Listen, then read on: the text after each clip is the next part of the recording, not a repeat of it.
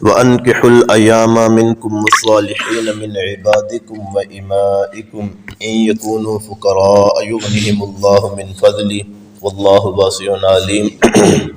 صدق اللہ العظیم۔ محترم سامعین،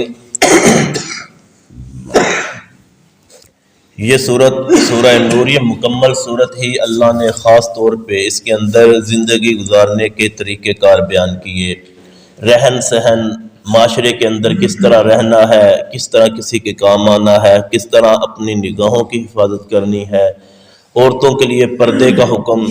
اور اس عورت کے بارے میں تو خاص طور پہ علماء نے فرمایا ہے کہ یہ لڑکیوں کو یہ صورت، اس کا ترجمہ زبانی یاد ہونا چاہیے، سورہ نور کا اس کا ترجمہ بھی، اس کی تفسیر بھی، اور اس کا ویسے بھی یہ الفاظ یہ بھی زبانی یاد ہونے چاہیے، کیونکہ اس صورت کے اندر اللہ نے خاص طور پہ عورتوں کو بڑے ہی حکم دیے ہیں اور بڑی ہی چیزوں کی تلقین کی ہے۔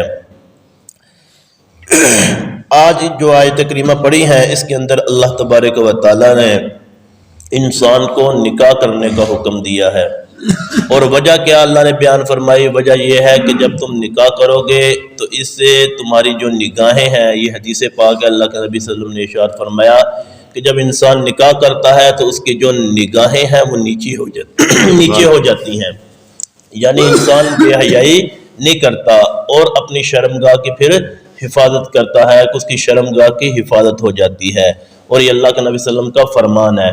اور ایک صحابی رسول اللہ کے نبی صلی اللہ علیہ وسلم کی خدمت میں آیا تو اس حالت میں آیا کہ اللہ کے نبی صلی اللہ علیہ وسلم فرماتے ہیں کہ اس کی صرف شلوار تھی، تہ بند تھا، قمیض بھی نہیں تھی۔ اللہ کے نبی صلی اللہ علیہ وسلم نے ان کا نکاح کروا دیا، اور اس کے پاس ایک لوہے کی انگوٹھی بھی نہیں نکلی کہ جو اپنی بیوی کے وہ ہاتھ میں پہنا دے۔ تو اللہ کے نبی صلی اللہ علیہ وسلم نے فرمایا کہ تیرا جو حق مہر نا تیری بیوی کا، وہ یہ ہے کہ جتنا تجھے قرآن پاک یاد ہے وہ سارا اپنی بیوی کو یاد کروا دو تو تیری بیوی کا حق مہر ادا ہو جائے گا۔ اور اسی طرح ایک حدیث پاک میں آتا ہے کہ اللہ کے نبی صلی اللہ علیہ وسلم نے ارشاد فرمایا کہ نکاح جو ہے نا وہ زیادہ بچے پیدا کرنے والی عورت سے کرو، اس لیے کہ قیامت کے دن جو ہے نا میں فخر کروں گا کہ میری امت جو ہے نا وہ زیادہ ہے۔ آج کل جو ہے کم بچوں کی تلقین کی جاتی ہے، لیکن اللہ کے نبی صلی اللہ علیہ وسلم نے ارشاد فرمایا کہ تم نکاح کرتے وقت بھی اس بات کا خیال کرو کہ جس عورت سے نکاح کر رہے ہو یہ زیادہ بچے پیدا کرنے والی ہو۔ اب کسی نے پوچھا کہ جی یہ کیسے پتہ چلے گا کہ یہ زیادہ بچے پیدا کرنے والی کو؟ پہلے تو نہیں پتہ چل گیا، تو اس کا جواب دیا گیا کہ وہ اس طرح کہ اس کی ماں کو دیکھو، اس کی دادی کو دیکھو، اس کی نانی کو دیکھو، اس کے خاندان کو دیکھو، یعنی جس سے تم نکاح کر رہے ہو کہ وہ کیسے بچے پیدا کرتی ہیں، ان کی بچوں کی تعداد کتنی ہے۔ تو جب ان کی تعداد زیادہ ہے تو یہ بھی اسی نسل اسی خاندان سے ہے، تو اس کا بھی وہی لحاظ ہوگا۔ وَأَنكِحُوا الْأَيَامَ مِنْكُمْ وَالصَّالِحِينَ، اب یہ ایام ہے اس کے کئی، یعنی عربی کا لفظ ہے، اس کے کئی ترجمے بنتے ہیں۔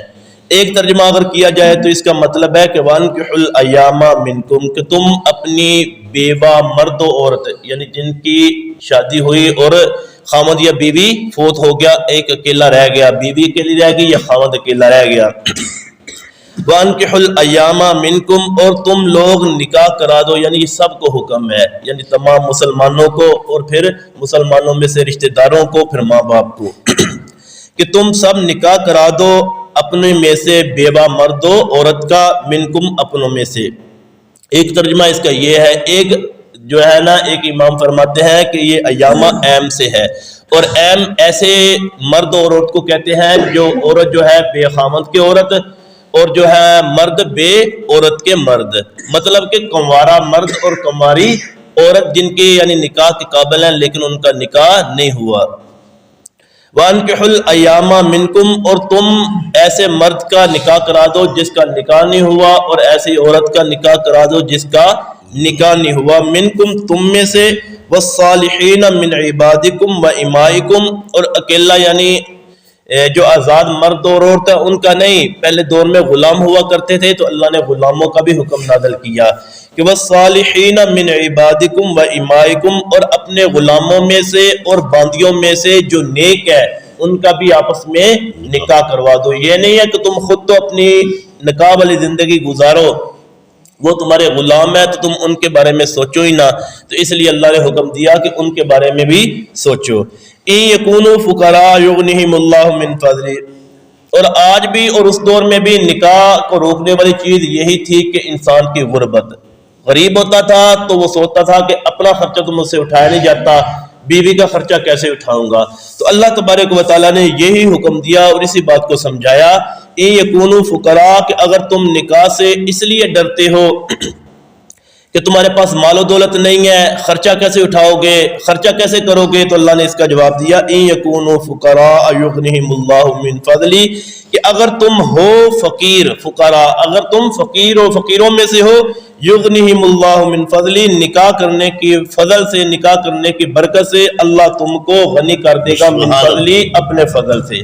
اور یہ بہت سے واقعات بھی حدیثوں میں صحابہ کے ملتے ہیں کہ بڑے غریب تھے، تنگ دست تھے، جب نکاح کیا تو اللہ نے برکت دے دی. ایک صحابی کا واقعہ آتا ہے، وہ کہتا ہے اللہ کے نبی میں بڑا غریب ہوں، اللہ کے نبی صلی اللہ علیہ وسلم نے فرمایا نکاح کرو. اس نے نکاح کر لیا.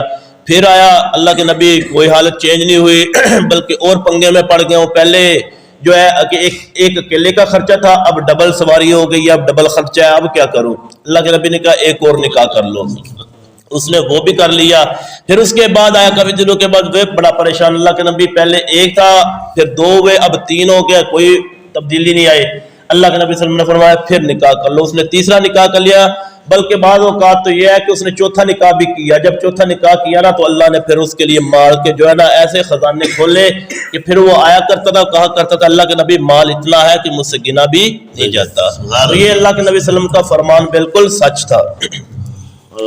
یکونوا فقراء یغنہم اللہ من فضلہ، یہ کہ تم اگر فقیر ہو تو اللہ کے فضل سے تم جو ہے اللہ تم کو امیر کر دے گا. واللہ واسع علیم، اور اللہ وسعتوں والا جاننے والا ہے، یعنی اللہ کو ہر چیز کا علم ہے. وَلْيَسْتَعْفِفِ الَّذِينَ لَا يَجِدُونَ نِكَاحًا، اور چاہیے کہ وہ لوگ جو نکاح کی طاقت نہیں پاتے، یعنی جو بالکل ہی ڈر گئے ہیں اور نکاح سے بالکل عاری ہو چکے ہیں، یا وہ اتنا اللہ کے حکم کو یعنی مان ہی نہیں رہے اور یہ سمجھ رہے ہیں کہ ہم نے امیر ہونا ہی نہیں ہے، نکاح کریں گے تو ہم اور ہی غریب ہو جائیں گے. تو اللہ نے پھر ان کے لیے فرمایا کہ چاہیے کہ وہ لوگ جو نکاح سے بالکل عاری ہو چکے ہیں وہ بچا لیں اپنے آپ کو، یعنی اپنے آپ کو پھر بچائیں. یہ نہیں ہے پھر زنا میں لگ جائیں، نہیں. وَلْيَسْتَعْفِفِ الَّذِينَ کہ چاہیے کہ بچائیں وہ لوگ لَا يَجِدُونَ نِكَاحًا جو نکاح نہیں کر پاتے، یعنی کسی بھی وجہ سے، مالی طور پہ، جسمانی طور پہ، کسی اور لحاظ سے وہ نکاح نہیں کر پاتے تو اپنے آپ کو پھر زنا سے بچائیں. حَتَّى يُغْنِيَهُمُ اللَّهُ مِنْ فَضْلِهِ، یہاں تک کہ اللہ ان کو یعنی وہ بچ کے رہ رہے ہیں، نکاح نہیں کر رہے اور زنا سے بھی بچ رہے ہیں. تو وجہ کیا ہے کہ وہ امیر نہیں ہے، تو یہاں تک کہ اللہ ان کو امیر کر دے. پھر اگر وہ یہی چاہتے ہیں تو پھر وہ صبر کریں، اللہ ان کو امیر کر دے گا، پھر امیر ہونے کے بعد نکاح کر لے. اور چاہیے کہ بچائیں اپنے آپ کو وہ لوگ جو نئے نکاح کرنا چاہتے، یعنی اپنی غربت کی وجہ سے. حتی یغنیہم اللہ من فضلہ، یہاں تک کہ اللہ ان کو اپنے فضل سے، اپنے جو ہے برکت سے ان کو مالدار کر دے. اور اسی طرح ایک حدیث پاک میں آتا ہے کہ اللہ کے نبی صلی اللہ علیہ وسلم نے فرمایا کہ نکاح کرو، اس لیے کہ یہ تمہارے اندر شرم و حیا پیدا کرتا ہے. پھر اللہ کے نبی صلی اللہ علیہ وسلم نے فرمایا کہ جو بندے نکاح نہیں کرتے ان کے لیے کیا حکم ہے، تو اللہ کے نبی صلی اللہ علیہ وسلم نے ارشاد فرمایا پھر وہ جو ہے نا روزے رکھے، اس لیے کہ روزہ رکھنا یہ انسان کو بے حیائی سے روکتا ہے، برے کاموں سے روکتا ہے. اللہ تعالیٰ سمجھنے کی توفیق عطا فرمائے. جزاک اللہ ماشاء اللہ. بسم اللہ الرحمن الرحیم. الحمد للہ رب العالمین والعاقبۃ للمتقین والصلاۃ والسلام علی